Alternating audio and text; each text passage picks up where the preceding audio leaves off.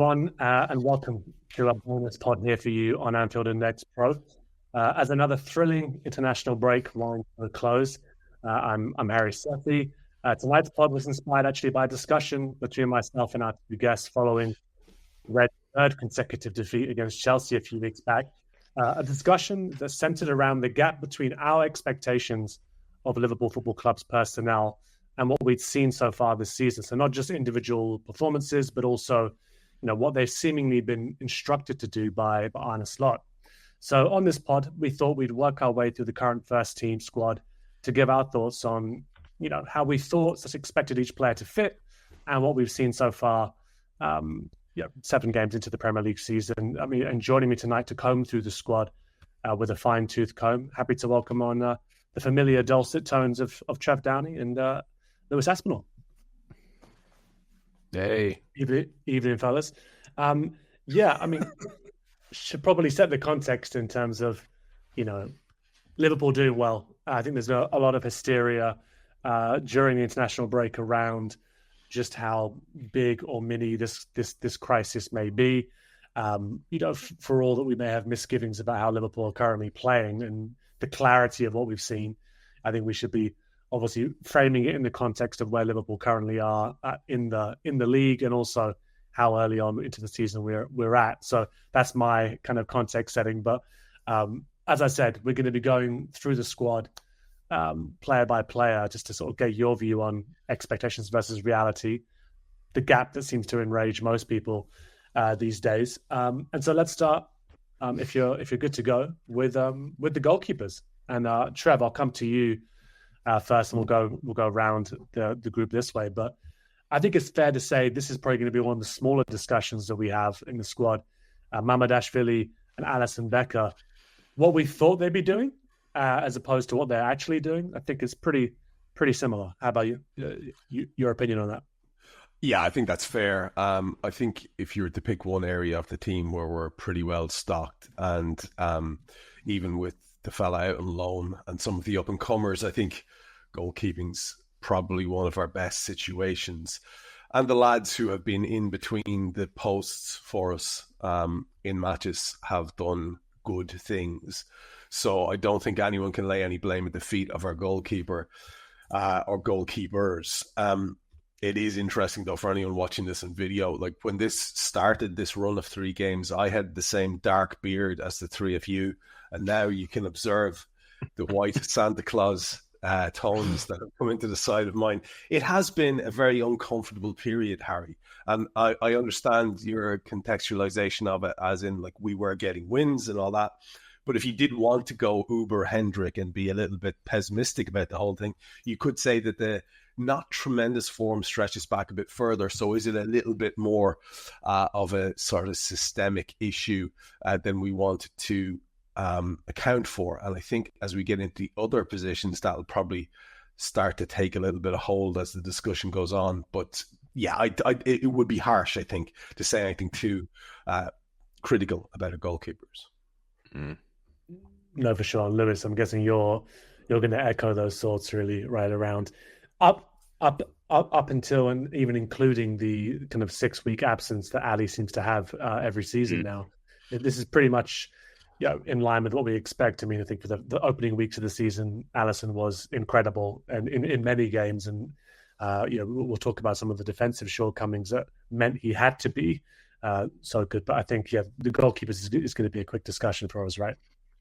Yeah, I think considering the amount of shots that we're actually conceding at the moment compared to, like you said, like Trev said last season, this tactical systemic approach where we completely look vulnerable defensively.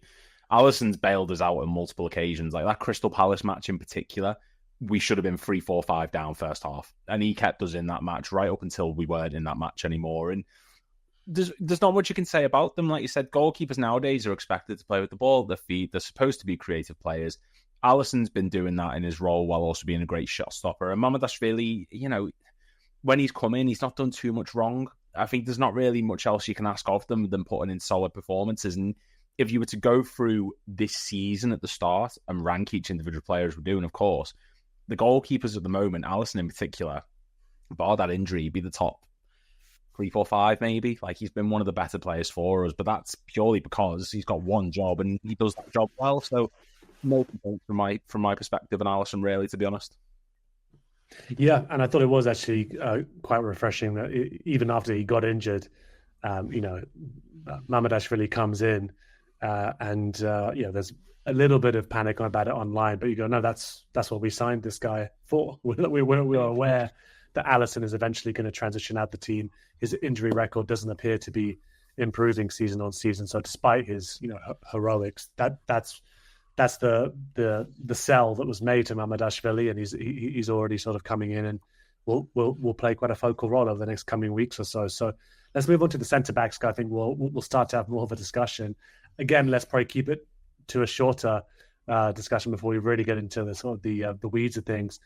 Virgil van Dijk, Lewis, based upon what you expect Virgil van Dijk to be doing and how you expected him to be contributing to the side this season and what he's shown so far, what's your view? Oh, I mean, given the fact that everyone else around him has been playing the manner of which they have been, I can't wait to hear Trev's thoughts on a certain French partner for him at the back, but I think he's been doing as good a job as you'd expect. That Chelsea game, yeah, fair enough. No one particularly came away with that with their heads held high. But like the Atletico Madrid game earlier in the season, you go to the Arsenal match, you go to the Newcastle game, Van Dijk has been putting in colossal performances at points. But even when he's not been playing great, he's still at a standard that most other centre-backs look at and think, God, he's incredible. That's just how great of a player he's been for us. Has it been the top quality Van Dijk that we expect? Maybe not at points. But like I said, when you've got two fullbacks who are integrating into this squad, when you've got a centre-back partner who is not pulling his weight, and Van Dijk at times has carried that back line, at times has dragged this squad through the mud, not even just this season, but last season as a whole as well at times, I think he's stepped up as well as you'd expect them to. I understand why people maybe mock him because of that, that stupid meme of him dancing, running away from the attack or whatever.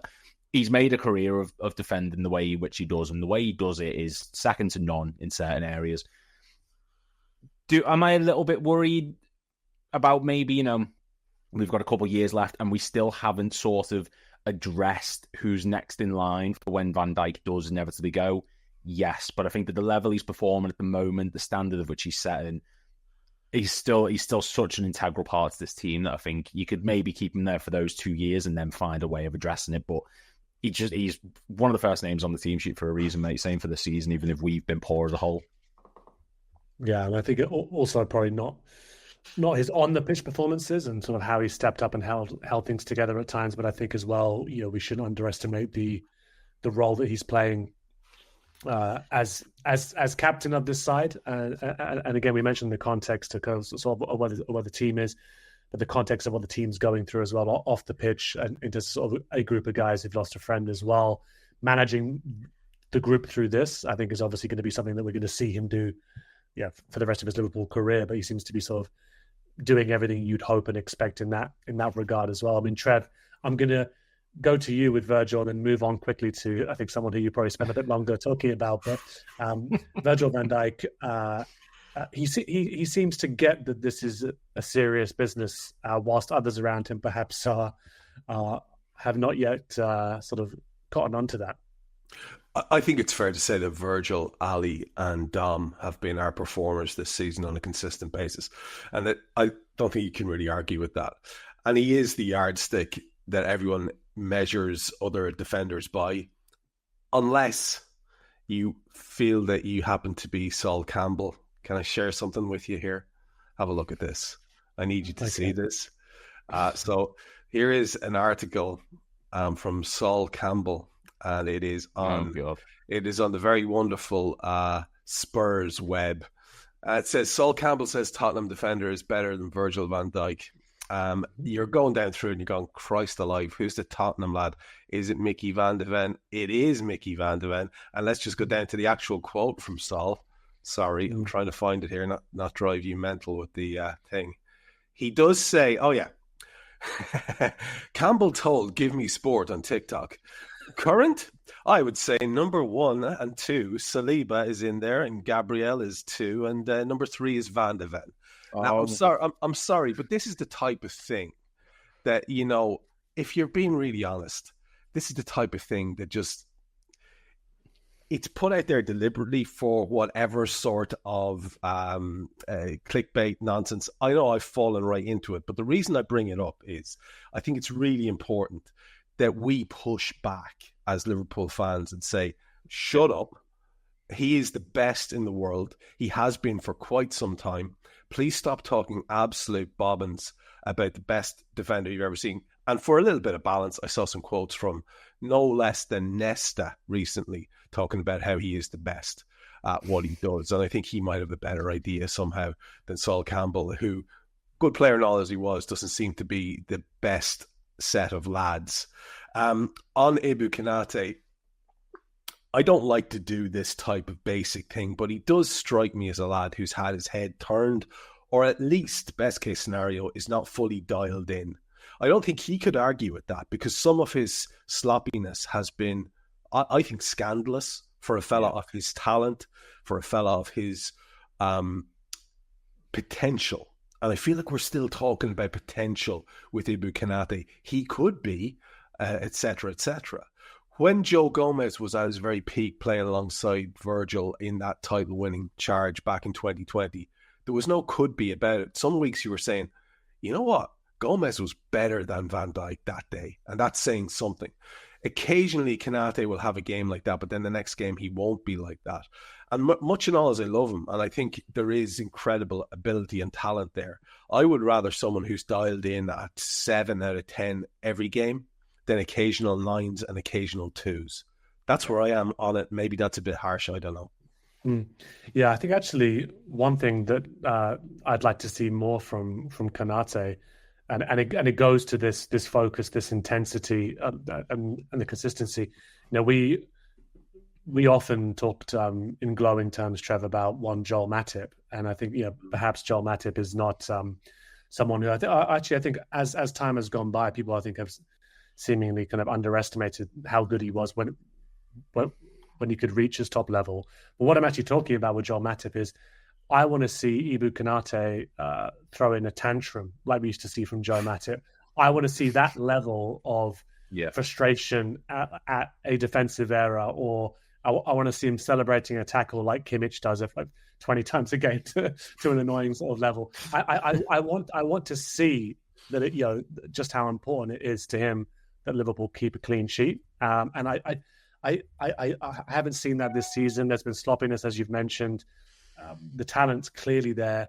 I think he's no doubt suffering from some of the things we'll come and talk about in the change on the right back position, because I think he's probably been used to giving the ball to somebody at right back who can then supply the creativity from that position. And now the burden's been placed onto him, and he's not necessarily living up to the sort of the vacuum there. But I mean, Lewis, that's probably a good segue to come onto the right back position, because it does feel connected. You can feel free to talk about Ibou as well. But we've seen Conor Bradley there, we've seen Jeremy Frimpong there, we've seen Dominic Szoboszlai there as well. Start with Ibou, but then let's shift on to the right back position and maybe how those things are affect one another. Well, this is the thing. People are trying to make the defence of, Konate's getting exposed because Frimpong likes to venture forward and attack. And it's like, he's just been with Trent for like 3-4 years. So that can't be used as a justification for why he's been poor defensively, because he's having to cover space. He did that multiple times last season. And like Trev said before, there's points where you look at certain defenders and think, you're comparable to Van Dijk, you've had a better game. I would say up until that Real Madrid game last season, Konate was our best centre-back. I thought he was brilliant, and he was covering for that space. He's doing the exact same role, but he's just not putting in the effort or putting in the shift like you see Van Dijk doing. Yeah. And it's concerning. And for that right back, whoever that is, the reason Trent was able to thrive going forward so much is A, because he was brilliantly technical on the ball, but B, it was also because you knew whoever was there behind you would cover the space, be it a Wijnaldum, be it a Henderson, be it a Konate, whoever was there would cover that gap. If you're Jeremy Frimpong now, you're venturing forward trying to create things. There's no defensive structure there for you to rely on, so you're constantly having to track back as quick as you can, throwing yourself around. And I think that's something that Frimpong, for the first few games of this season, I thought he looked good in the Community Shield. I thought he looked brilliant against Atletico Madrid at points. I thought he looked good, decent in his first games back, but he's dipped majorly. And I think the idea of Slot having Frimpong and Szoboszlai as two options, and he trusts the midfielder that's a makeshift right back ahead of the player that we've signed to be a right back, or Conor Bradley, who is a right back, tells you a lot about where he stands in the pecking order currently. And I think that there's a skill set in Frimpong. He's decent going forward. He likes the overlap. He's got recovery pace that like no one can compete with. It's just his creativity on the ball. It makes you realise how much Trent was out of this world, how he was so unlike any other fullback we've got, because there's a difference between picking up the ball and running with it, like we see Frimpong do with no end product, in particular that Galatasaray match, and Trent, who maybe wasn't as mobile as we wanted, but he had a creative spark that no one else had. So there is concerns in the right back area, and Conor Bradley is as such is. Look, I like Bradley. I do think there's a real player in there. Defensively, he's sound. He's great going forward. I don't think he gets the credit for that. But he doesn't look like he's come back from his latest injury anywhere near his proper fitness. He looks downbeat. Against Atletico, against Everton, he got ran all over the pitch. He lost a lot of battles. Like, I just think there is a clear struggle from him to integrate himself back into this system. And I don't know if it's tactics. I don't know if it's the personnel around him. I don't know what it is, but I'm hoping he can turn things around, because I don't think Slot's going to look at this and think, can we last with these two as our right back options when I'm having to play a midfielder there to compensate for their deficiencies at the moment? Yeah, I think there's a few interesting things that come to mind when you sort of speak around sort of Frimpong and Bradley, and I know I saw sort of Bradley getting rave reviews for a performance in the international break that he put in the other night. But what I saw from it as well, and I felt bad almost responding to, like Bradley shines in this international match, but I saw that he picked up a yellow card again, and that he was suspended from the match against Germany as a result. And it feels a bit churlish to say it, but that's one thing for me, that's been the most disappointing thing I've seen from him this season. Yes, he might not be fit, but there's a rashness in his game, a naivety in his game that, most wingers in this league will take advantage of that. If they know they can suck you in, get a cheap yellow card for you early on. Well, Everton did it. Everton did it last season, or was it this season, where they coaxed him into getting that early yellow, and then he was on eggshells for most of the match? Absolutely, yeah. So I think there's those questions, and I suppose, Trev, let's leave Dom for a while here, because I think we'll come on to Dom when we speak about the midfield. But if we think about Bradley, we think about Frimpong, and we think about actually what do we think Slot actually wants from his right back this season? Because we can all acknowledge that he was never going to go and find a Trent Alexander-Arnold out there. Those are not the players that we've pursued. That's not the player that Conor Bradley is. That's not the player that Jeremy Frimpong is. If Kyle Walker can make a career in the Premier League based upon recovery speed and the ability to go forward and sort of cover that, right? You can imagine that Frimpong can probably make a decent career in the Premier League. He's not as physically strong as Kyle Walker, albeit, but there's so much of the defensive lapses that we saw from him were bailed out by his extraordinary pace. But I want to ask you, kind of, what, based on what we've seen, the right back is not being asked to do what Trent was doing last season. It seems to be kind of a halfway house. Yeah, there's it's kind of bigger in that it's linked to the far side of the pitch as well, in my opinion, because we're looking at a guy who we signed who was a flyer over on the left wing, getting up and down in a more traditional left back sense, hooking over crosses, pulling things back, being quite swashbuckling. Now he's tucked in as a third centre half. I'm still traumatized. I think I said it to you on Raw. By the last time I saw him, he was drifting across in the midfield a la Trent, except he went further to the right-hand side and there was literally no point to it. Because we know once the ball goes into that zone, everybody's going to kick it immediately to Florian Wirtz. We'll get there later. But for now, in terms of the right-back stuff, I don't know. What does Arne want? Does Arne know what Arne wants? Because I don't understand what the plan is this season. I can't see it. I don't think I'm stupid. I like to be able to look at a game and see what the shape is, at least. I can't see it. There are a lot of things happening that are counterbalancing, counteracting other things in a bad way, I think. So the flow isn't there for us to be able to see. It's one of the fullbacks. We were told famously he liked to have a defensive fullback and an attacking fullback. Well, okay, let's do that. And I'm going to throw it back to the two of you because I was really interested to hear Lou's analysis and your analysis on Bradley, because I wanted to push this on a show with Dave Davis there recently to its logical conclusion, and that is, what do we do here? I think we have to stick, not twist anymore. And if it's going to be Dom Szoboszlai, I think we could be screwed in midfield. That's what I mean by knock-on effects, because we've got two other lads who aren't at their best. So if we release him back to midfield theoretically for a second, which is the way you were setting this up, Harry, who do we go with at right back? And for me, the confidence is not there, as you boys both, I think, really, really accurately pointed out in the Northern Irishman. I think you go with Frimpong. I think you accept that there's going to be defensive shortcomings. You tell Konate, hey, dial in and watch this guy's six.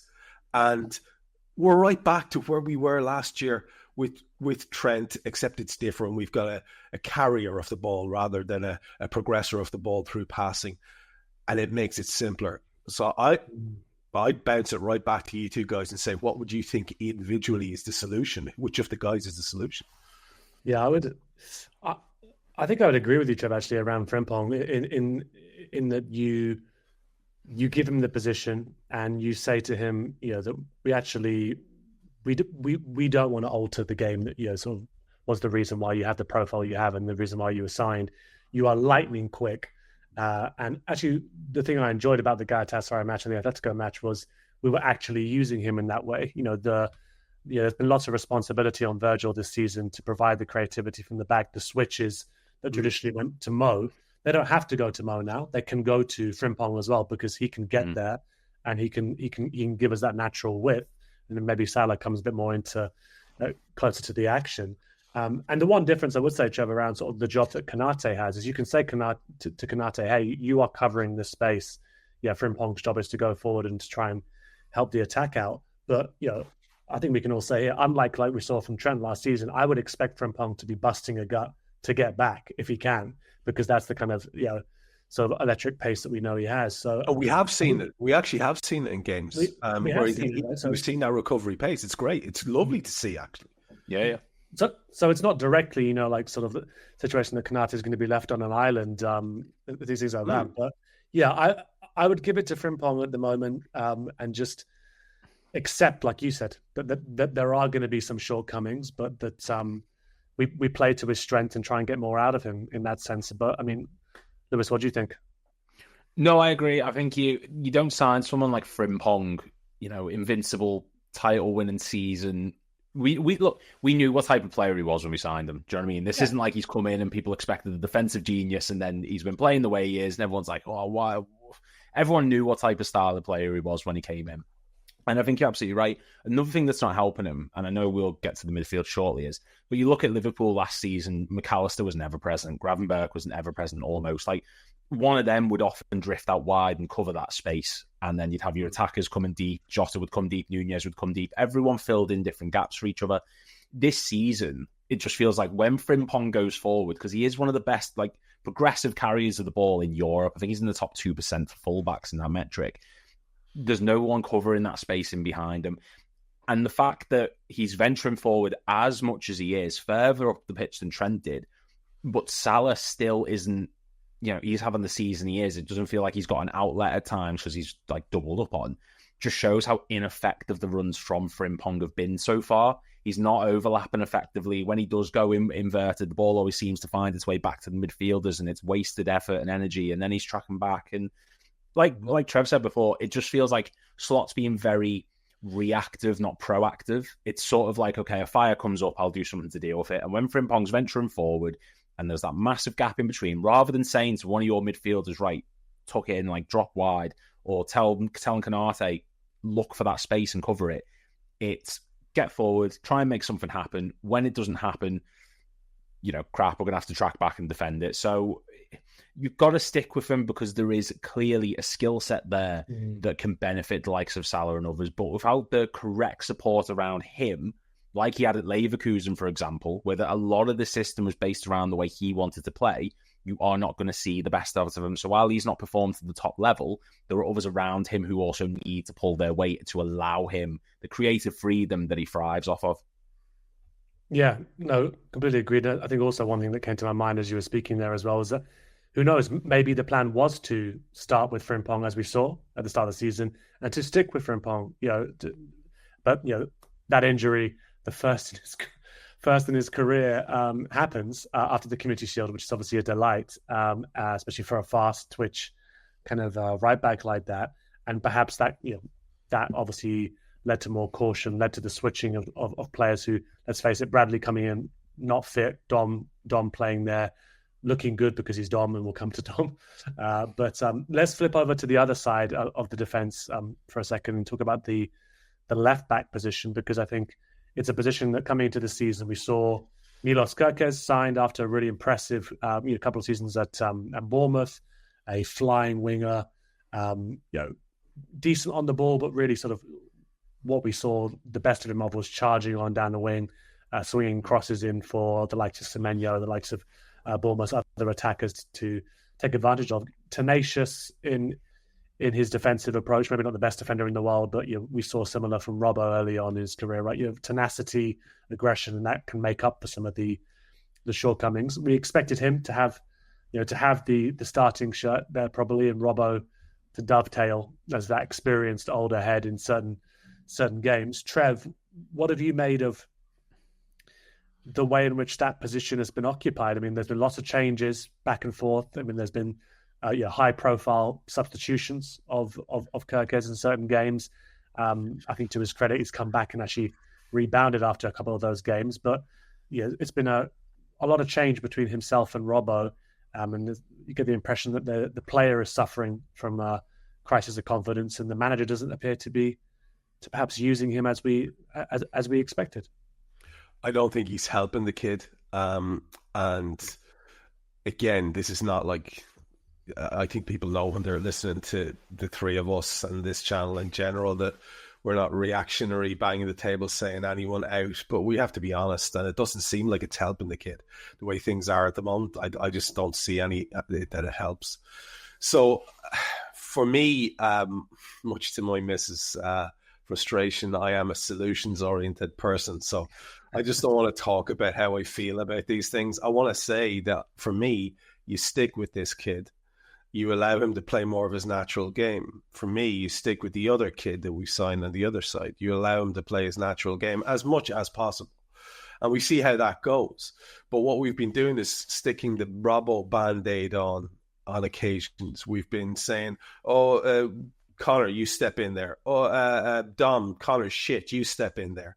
And this is not helping anybody, I don't think, feel like they have the jersey nailed down.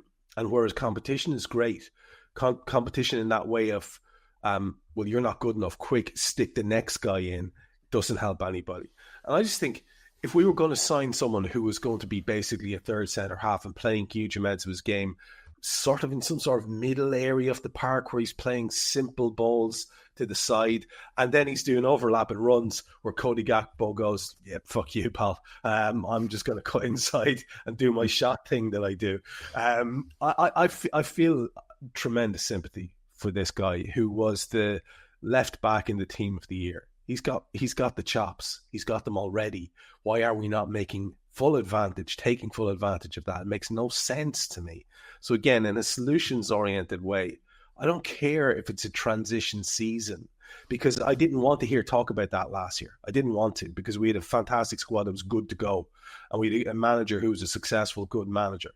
But this year, you can't change the amount of people that we are changing in the team and looking at doing again in January and again in summer and not expect there's going to be a few hiccups and bumps. I don't say we write off the big pots, but why can't we win at least one trophy, if not two, with those two new boys in those two positions, which we identified as our weak spots in the team?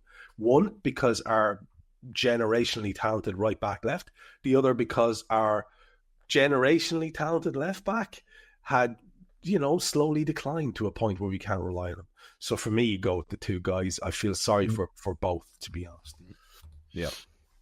And Lewis, I'll come to you just as we sort of wrap the defense up here a little bit. But I guess the question I'm left with a little bit as well is, yeah, we signed these two fullbacks. They profile like they do.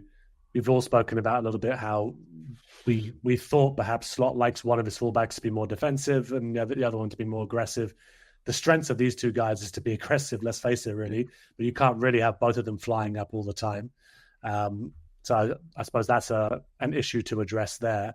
And then the other, I suppose, major point around the defence, and we've not mentioned Joe Gomez because Joe Gomez has not got much of a mention this season, and feel free to talk about that. But we're aware of the creative loss that was happening with Trent departing from the team. Not all teams have their creativity from right back, fair enough, but the onus is on the defence to sort of provide a little bit more creativity to help that build up from the back. The only player who looks as though he's able to do that is Virgil van Dijk, just because of the ability for him to fire passes into midfield or to do the big switches that we've seen for years to Mo. Ibu doesn't look like he can do that. It's not his natural game. Like, fine. Joe Gomez, we have seen do it in the past, that he could fire the ball into midfield anyway. Maybe it's been many years since we actually remember that anymore.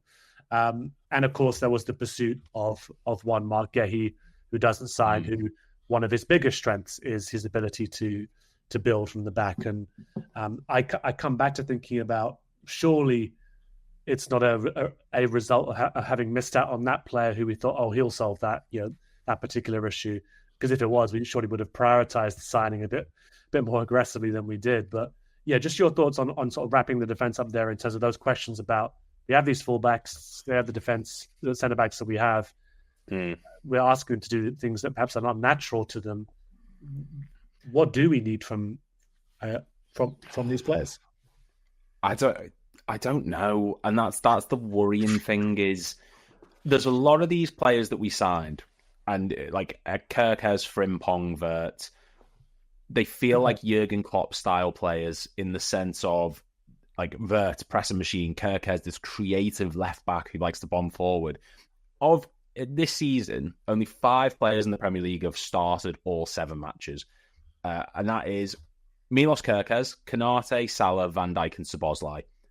Of those players, Milos Kerkez has played the least minutes. Of those 5 players, Milos Kerkez has the lowest progressive carries and the lowest progressive passes.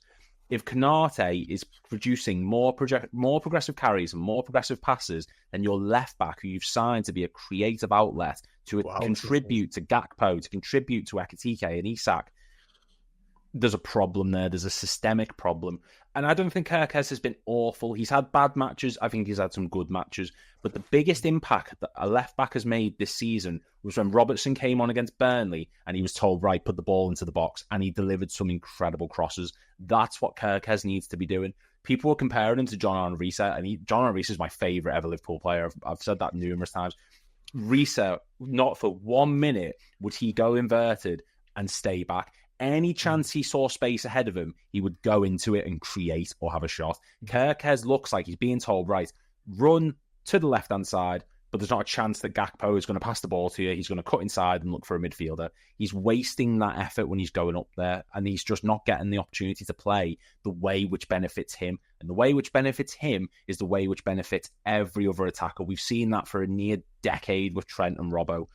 Why he's not being utilised in that way, I don't know. And I don't know if it's some sort of Slot doesn't trust him to do it. I don't know if he just doesn't feel like he has the personnel to do it. But he's not been signed to be this out-and-out defensive-minded left-back. No full-back is nowadays, let's be completely honest. He was signed to be an aggressive attacker, and he's not doing that, much like the rest of the defence. And when Van Dijk is producing more switches on long balls in the team than any other player, there's a real problem there that needs addressing. Yeah, and I think that's a good angle to it as well, because we all did, we were all involved in some of those transfer committee podcasts in the summer as well. And you can imagine the data sheet that they had on Kerkez, the profile they had on Kerkez when they were looking to sign him from Bournemouth.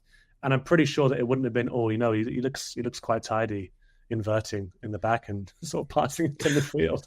Like that's not if that's what we wanted, there's probably a dozen other players out there in Europe One of them who came off the bench against Chelsea, actually, Joro Hato, who probably make a hell of a lot more sense if that's what you're actually trying to do. So it can't be why we signed him. So I think that's a real point of confusion to me.